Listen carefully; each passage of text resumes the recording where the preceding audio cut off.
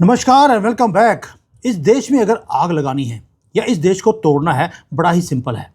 अब मोदी जी के ऊपर थोड़ी सी भी आंच आ जाए या उनके ऊपर कोई इतना बड़ा अटैक किया जाए कि उनकी जान चली जाए, तो इस देश में आग लग जाएगी। इस देश का बंटवारा भी हो जाएगा, क्योंकि 30 करोड़ जिहादी ऑलरेडी तैयार करके बैठा है राहुल गांधी। अब किया क्या है और अजीत डोभाल जी की एंट्री क्यों होती है इस पूरे अटैक को जिसको प्लान किया गया था। दोस्तों, आपको मालूम है कि 80,000 करोड़ रुपए की हमारी एक रिफाइनरी है राजस्थान में, जिसको इनॉग्रेट करना था मोदी जी ने, और काउंटडाउन ऑलरेडी शुरू हो चुका था। स्टेज सेट था। प्रधानमंत्री मोदी ऑलरेडी वहां पर अराइव करने वाले थे राजस्थान के अंदर इनॉग्रेट करने के लिए एक मैसिव, एक 5-15 की, जो 5-15 नहीं है, इसका नाम ही है 5-15, जो ऑयल रिफाइनरी है। यह हिस्टोरिक मोमेंट था भारत का तरक्की का। यह सिक्योरिटी थी हमारे फ्यूचर की, और प्रेपरेशन जो है वो भी फ्लॉलेस होती हैं जब प्रधानमंत्री मोदी कहीं भी जाते हैं। लेकिन वहां पर एक बॉम्ब ब्लास्ट होता है, या कह लीजिए एक एक्सप्लोजन, जिसको बोला जाता है कि ये इंडस्ट्रियल एक्सप्लोजन हो गया। नई रिफाइनरी है, इनॉग्रेट करने के लिए मोदी जी जाने वाले हैं, ऑलरेडी वो काम चल रहा है और वहां पर एक्सप्लोजन होती है, और मीडिया बोलता है कि जी वहां पर ना कोई सिलेंडर फट गया। अब क्या क्या फटने वाला है इसके बाद, इसके ऊपर बात करते हैं, और दुनिया भर में क्या साजिश हो रही है भारत के खिलाफ, उसके ऊपर भी बात करनी जरूरी है। दोस्तों, वहां पर जो पूरा मेगा प्रोजेक्ट है, नया प्रोजेक्ट है, उसके अंदर आग आपको दिखती है। ब्लैक स्मोक पूरे आसमान को उसने भर दिया। कब? जब प्रधानमंत्री मोदी वहां पहुंचने वाले होते हैं, उससे कुछ घंटे पहले। याद है आपको बिहार की रैली, जहां पर मोदी जी को मारने की कोशिश की गई थी राहुल गांधी की तरफ से? याद है आपको पंजाब में पुल के ऊपर मोदी जी अटक गए थे, 10 मिनट खड़े रहे, वापस चले गए, आगे नहीं गए, क्योंकि वहां पर स्नाइपर्स को ऑलरेडी राहुल गांधी ने तैनात किया हुआ था। अब दोबारा से महादेव ने मोदी जी को बचा लिया। इस शेड्यूल्ड जो विजिट है, उससे पहले पूरी धरती को हिलाने की कोशिश की गई। आप सोच के देखिए टाइमिंग को, शेयर हॉरर क्या होता अगर मोदी जी को कुछ हो जाता। अगर ये ब्लास्ट तब होता जब प्रधानमंत्री वहां पे थे, पूरे देश में आग लग जाती। क्या ये जो रिफाइनरी है, क्या उसके जो स्टाफ है, जब लंच पे गए हुए हैं, कोई भी आदमी वहां पे नहीं था, उसी वक्त ब्लास्ट होता है?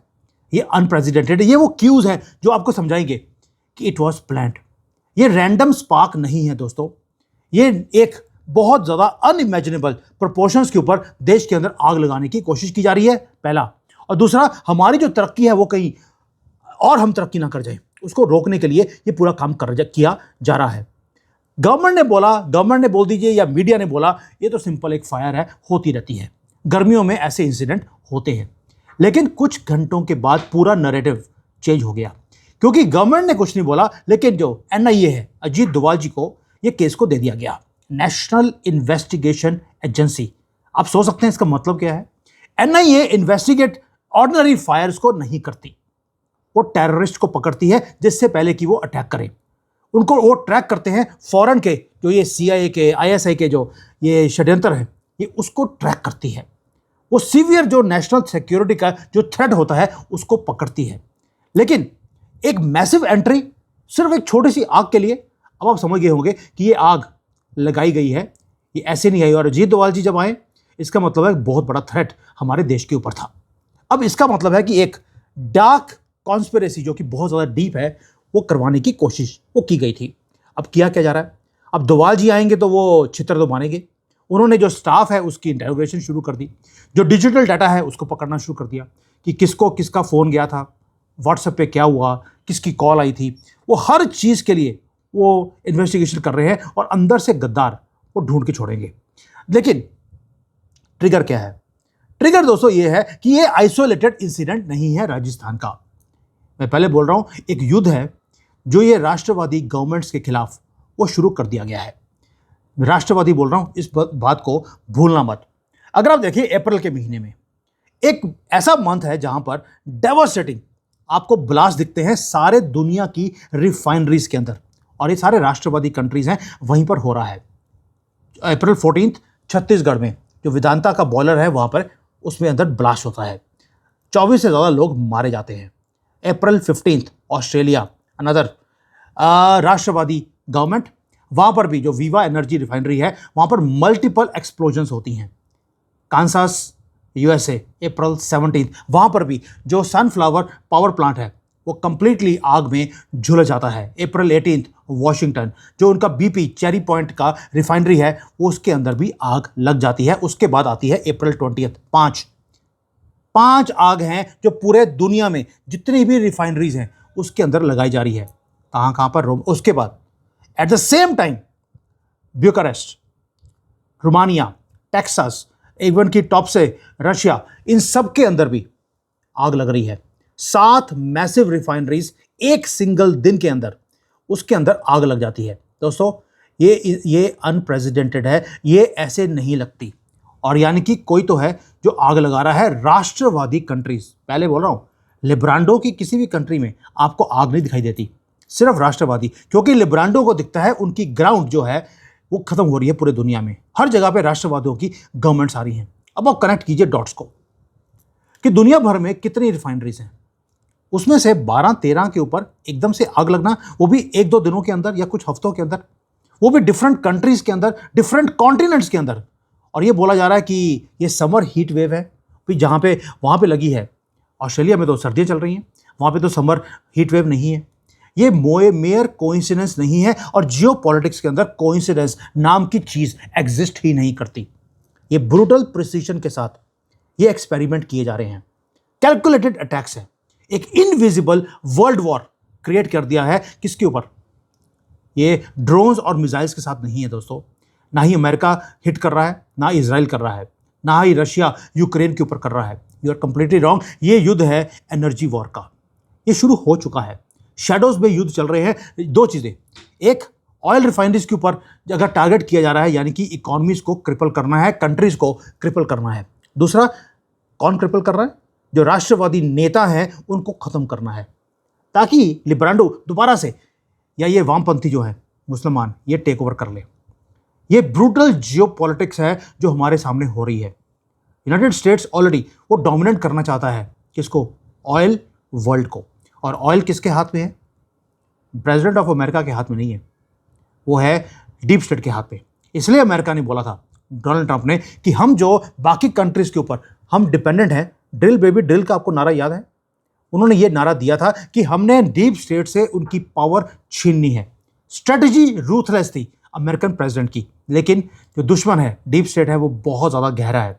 इसलिए वो क्या कर रहे हैं? वाइटल एनर्जी लाइंस को वो बंद कर रहे हैं। डोनाल्ड ट्रंप डील चाहते हैं ईरान के साथ, लेकिन डीप स्टेट IRGC को लेकर, जो इस्लामिक रिपब्लिक वाले हैं, इनको खड़ा किया हुआ है कि तुम इस ट्रेड रूट्स को खोलना मत, ताकि दुनिया में जो एनर्जी क्राइसिस है वो शुरू हो जाए। दोस्तों, आप सोच के देखिए, रशिया का तेल बंद कर दिया, ईरान का बंद कर दिया, वेनेजुएला का बंद कर दिया, उसके बाद जितनी भी रिफाइनरीज है दुनिया भर में, उसमें आग लगाई जा रही है। ये कोइंसिडेंस है? ये कैलकुलेटिव मूव है जो की जा रही है हमारी आंखों के सामने। ये ब्लास्ट नहीं है, ये कोई गर्मी के कारण कोई आग नहीं लगी। और रिफाइनरीज सबसे ज़्यादा जो सिक्योर जगह होती है वो होती है वो। फिर अगर गर्मी के कारण आग लगनी होती तो हमारी इंडियन ऑयल की रिफाइनरीज हैं, इवन हमारे जो ये अदानी है, अंबानी है, इनकी रिफाइनरीज हैं, उसमें कभी आग क्यों नहीं लगती? ये नई रिफाइनरी में जहाँ पे मोदी जी ने इनॉग्रेट करने जाना था वहीं पे क्यों लग रही है? और NIA वहाँ पर क्यों आ रहा है? अब डॉट्स को जोड़ेंगे, आपको समझ आएगा कि ये कैलकुलेटिव एक चीज़ था। अब ये तो हो गया कि एनर्जी का क्राइसिस वो क्रिएट करने की कोशिश की जा रही है। दूसरा, राष्ट्रवादियों को खत्म करने की कोशिश की जा रही है। तीसरा, एक टारगेट और भी है कि जो अथॉरिटेरियन गवर्नमेंट्स हैं उसको भी गिरवाना है अमेरिका ने। वेनेजुएला चला गया, ईरान का नंबर है, अगला है क्यूबा के अंदर ऑलरेडी नेगोशिएशन शुरू हो गया कि भैया सरेंडर कर रहा है या तुम्हारी भी ठुकाई करें। वहाँ पर भी ऑलरेडी टीम जा चुकी है। अगला है नॉर्थ कोरिया, और उसके बाद चाइना का सभी जगह से तेल बंद कर दिया गया है। ये जो रिटेलिएशन है आज की डेट में, ये कोई भी कर सकता है। अब कई लोगों ने बोलना शुरू कर दिया, यार ये चाइना करवा रहा है कि दुनिया भर में एनर्जी के क्राइसिस आ जाए। लेकिन ये सबसे बड़ा बेवकूफ़ी वाले स्टेटमेंट है, क्योंकि अब चाइना खुद 80% से ज़्यादा तेल वो इंपोर्ट करता है। अगर ये एम्बार्गो लग रहे हैं तो चाइना की इकोनॉमी का भी भट्टा बैठ रहा है। मैं यहाँ बैठा हूँ चाइना में, चाइना के अंदर हर दूसरी कंपनी वो बंद हो रही है। अब यहाँ पर वो कैंटन फेयर लगा था, दुनिया का सबसे बड़ा फेयर, खाली था। वहाँ पर कोई आया ही नहीं सामान लेने के लिए। यानी कि अगले 6 महीने चाइना के और भी ज़्यादा बुरे वो होने वाले हैं। ये कैंटन के कारण इनके जो इकोनॉमी है वो चलती है। अब ये बंद होने वाले हैं, तो चाइना ऐसा काम नहीं करवा सकता। ऊपर से जितना भी लाइफलाइन है चाइना की, उसको बंद करने का मतलब है कि अगर कहीं से कोई शिप जा भी रही थी चाइना की तरफ, उसको भी डिस्ट्रॉय किया जा रहा है या उसको पकड़ा जा रहा है। ये डेलिब्रेट चीजें हैं कि अथॉरिटेरियन गवर्नमेंट्स को गिरवाना है, ये डोनाल्ड ट्रम्प लगे हैं। डीप स्टेट लगा है कि जो राष्ट्रवादी गवर्नमेंट है उसको गिरवाना है, इसी को वर्ल्ड वॉर बोलते हैं। आपको वर्ल्ड वॉर दिखता है कि भाई, आप कहते हैं कि वर्ल्ड वॉर हुआ तो है नहीं, लाशें तो गिरी नहीं, वो दिन गए जब वर्ल्ड वॉर होते थे लाशों के साथ। आजकल होते हैं आपकी जेब के ऊपर, वो वर्ल्ड वॉर हो रहा है, पैसे आपकी जेब से निकाले जा रहे हैं, इसी को वर्ल्ड वॉर बोलते हैं। दो फैक्शंस, राष्ट्रवादी और डीप स्टेट, ये आपस में लड़ रहे हैं। मुसलमान, क्रिश्चियंस, ये आपस में लड़ रहे हैं, बल्कि मल्टीपल लेवल्स के ऊपर युद्ध को शुरू कर दिया। मोदी जी की जान बहुत ज़्यादा खतरे में है, बिकॉज ये सबसे बड़ा एक पहाड़ है जो खड़ा है किसके बीच में, मुसलमानों के बीच में, कि उन्होंने इस्लामिक कंट्री बनाना है इसको, डीप स्टेट के कि मोदी जी किसी की सुनते नहीं है, इसलिए मैसिव रिफाइनरीज उसके ऊपर आग लगाई जा रही है। मोदी जी की जान खतरे में है, इसलिए एनआईए को बुलाया गया। अब ये जो 5-15 है कि क्या, मुझे प्लीज बता देना, 5-15 जो रिफाइनरी है राजस्थान के अंदर, इसको हिट किए। क्रिटिकल जॉइंट वेंचर है ये भारत का, और आपको मालूम है कि अदानी ने ऑलरेडी एक बहुत बड़ा जॉइंट वेंचर अमेरिका में भी किया हुआ है, ताकि वहाँ पर अमेरिकन जो गवर्नमेंट है वो और अदानी मिलकर ऑयल की जो रिफाइनरीज हैं उसको अपने कंट्रोल में ले, और डीप स्टेट के हाथ से इस चीज़ को निकालना है। इसलिए जब आपने ये पंगा लिया अमेरिका में जाकर, अदानी नहीं, सॉरी, अंबानी ने किया था, तो अगर आपने ये पंगा लिया है तो इसलिए आपको भी टारगेट किया जा रहा है। और ये मैसेजिंग भी होती कई बार जियो पॉलिटिक्स में, कि अगर आपने हमारे हाथ से कंट्रोल खींचने की कोशिश करी तो हम भी आपकी ज़िंदगी का कंट्रोल हम खींच सकते हैं। दोस्तों, ये है grand play of Jio politics. अब आते हैं वापस भारत के ऊपर, एनआईए की इन्वेस्टिगेशन। मैं इससे भी कोई खुश नहीं हूँ, क्योंकि रीज़न क्या है कि हमने कई बार देखा यहाँ पे ब्लास्ट हुए, एक दिन की वीडियो बनती है, सारा इंडियन मीडिया ओ ब्लास्ट हो गया, मोदी जी की जान खतरे में थी, उनको भी ये हो गया वो हो गया, वो सुबह से अगले रात तक वो एनालिसिस करने के लिए टीवी के ऊपर आ जाएंगे लोग। लेकिन अगर हिस्ट्री देखें, अगले दिन उस न्यूज़ को छोड़ दिया जाता है, कोई उसको फॉलो ही नहीं करता। आपको याद होगा, मैं एक छोटा सा उदाहरण देता हूँ कि कन्हैया लाल, उसकी हत्या हुई, 2 दिन के लिए चांदनी थी, उसके बाद कन्हैया लाल को सब भूल गए। हमारा एक संत हैं इस्कॉन के, जो बांग्लादेश के अंदर उनको जेल कर दी थी, ये बोलकर कि जी जो इनका गंदा सा मोहम्मद है उसके अगेंस्ट कुछ बोल दिया था उन्होंने, जबकि उन्होंने ऐसा कुछ किया नहीं था। गवर्नमेंट चेंज हो गई, उसके बाद भी भारत की गवर्नमेंट ने या मीडिया ने उनका मुद्दा नहीं उठाया। हमने ग्रेटिंग्स तो दे दिए नए प्रधानमंत्री को कि congratulations on winning the Bangladesh elections. क्या मोदी जी ने उनको बोला कि भाई हमारा एक संत है जिसको गलती से आपने पकड़ के रखा है या जानबूझ के पकड़ के रखा है, उसको छुड़वा दीजिए? नहीं किया।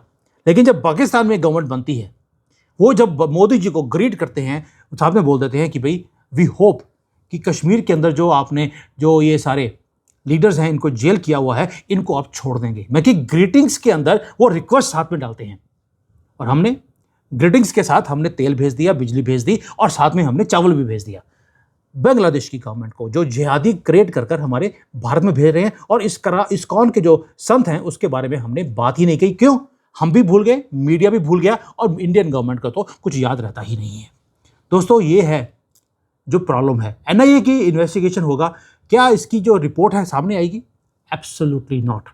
उसको भी कारपेट के नीचे दबा के रख दिया जाएगा। इसका मतलब है कि आप खुद अलाउ कर रहे हैं ये चीज़ें कंटिन्यू रहें। और भाई 2-4 कॉकरोच हो गए जिन्होंने ये काम किया है, पकड़ के फांसी दे दीजिए, दोबारा से काम नहीं होगा। लेकिन आप क्या करते हैं? डोजियर पे डोजियर, ये डिजास्टर्स की फाइल बनती हैं, उसके बाद एवरीथिंग इज फॉरगॉटन। दोस्तों, 80,000 करोड़ रुपए का ये नेशनल प्रोजेक्ट है। ये हमारे फ्यूचर एनर्जी सिक्योरिटी का ये बहुत बड़ा स्तंभ था। प्रधानमंत्री की लाइफ खतरे में थी, और हमारे पास रिपोर्ट भी नहीं आएगी। क्या हम एक डिक्टेटरशिप कंट्री में बैठे हैं या डेमोक्रेटिक सिस्टम के अंदर बैठे हैं? मुझे समझ नहीं आ रहा कि हमारी ये रिपोर्ट्स वापस क्यों नहीं आती, और जिन्होंने ये काम किया या करने की कोशिश करी उनको पकड़ के फांसी आप 1-2 को देते क्यों नहीं है? मुझे आज तक ये समझ नहीं आया। चाइना के अंदर अगर ऐसा काम हुआ होता तो विद इन 1 मंथ, यहाँ पे एक बंदे ने करने की कोशिश करी थी, उसने 20-30 लोगों को मार भी दिया था। पहले महीने में, पहली सेटिंग में फांसी की सजा दी गई है, और फांसी की सजा दी है 2 साल के बाद। 2 साल कड़ी सजा, जहां पर उसको दिन रात उससे काम लिया जाएगा, उसके बाद उसकी किडनियां निकाली जाएंगी, उसके बाद उसको फांसी दी जाएगी। डर ऐसा कि उसके बाद कोई और सोच भी ना सके। दोस्तों, ये होता है जस्टिस। क्रिमिनल्स को कि इनको इनकी जो जन्नत है वो भी आपको कैंसिल करनी पड़ेगी। ये लेंसकार्ट, ये TCS, इसमें जो कुछ हुआ, आपने वहां पर हजारों लड़कियों की जिंदगियां खराब होती हुई एक एक कॉकरोच के हाथ से आपने देखी हैं। पकड़ के उसका लिंक काट दीजिए जैसे चाइना काटता है। एक बंदे का लिंक काटा, बाकी सबके लिंक पजामे के अंदर परमानेंटली पहुंच जाएंगे, वो बाहर नहीं निकलेंगे, जो बाहर निकले रहते हैं हर जगह पे लड़की को देखकर। ये आपको काम करने पड़ेंगे अगर इस देश को बचाना है, वरना ये जो अटैक हुआ है आपके ऊपर आज मोदी जी के ऊपर, ये होते रहेंगे। आप बचाते रहिए अपने आप को, एक दिन वो जीत जाएंगे। उनको 99 टाइम्स की हार उनको फर्क नहीं पड़ता, वो एक जीत की वो वेट कर रहे हैं। राहुल गांधी की आपको स्टेटमेंट याद है, एक दिन हम जीतेंगे, फिर हिंदुओं को बताएंगे कि जय श्री राम कैसे बोलते हैं। वो उस वेट कर रहे हैं उस एक जीत की। आप जश्न मना रहे हैं 99 टाइम्स राहुल गांधी हार गया, वो वेट कर रहा है वो एक जीत की। इस आपकी सोच में और उनकी सोच में यही फर्क है दोस्तों। ये मैसिव इंसिडेंट था, ये कोई छोटा मोटा एक्ट नहीं है। This was a calculated act of war.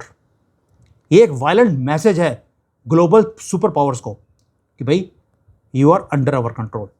इसलिए मैं बोल रहा हूं, ये डिमांड कर रहा हूं कि भाई ये जो ट्रूथ है ये बाहर निकलना चाहिए, और जिन्होंने ये किया उनको सजा वैसी मिलनी चाहिए जैसी चाइना या इजराइल देता है, लुल्ला के पास काट कर भेजा जाता है ताकि इनकी जन्नत कैंसिल हो। ग्लोबल ये जो वर्ल्ड वॉर है, इनविजिबल वॉर, वो शुरू हो चुका है। ये थ्रेट्स अब इंक्रीज होने वाले हैं। लिब्रांडो सारे दुनिया में अपना जो उनका पकड़ है वो लूज करते जा रहे हैं, इसलिए वो वायलेंट हो रहे हैं। और जब ये वायलेंट हो जाए इसका मतलब आपको उससे ज़्यादा वायलेंट होना पड़ेगा। We have to face the reality, और रियलिटी एक ही है, आपको जिहाद के खिलाफ डोजियर देने से कुछ नहीं होगा, आपको जिहाद के खिलाफ जिहाद लड़ना पड़ेगा। You have no choice. Thank you. जय हिंद।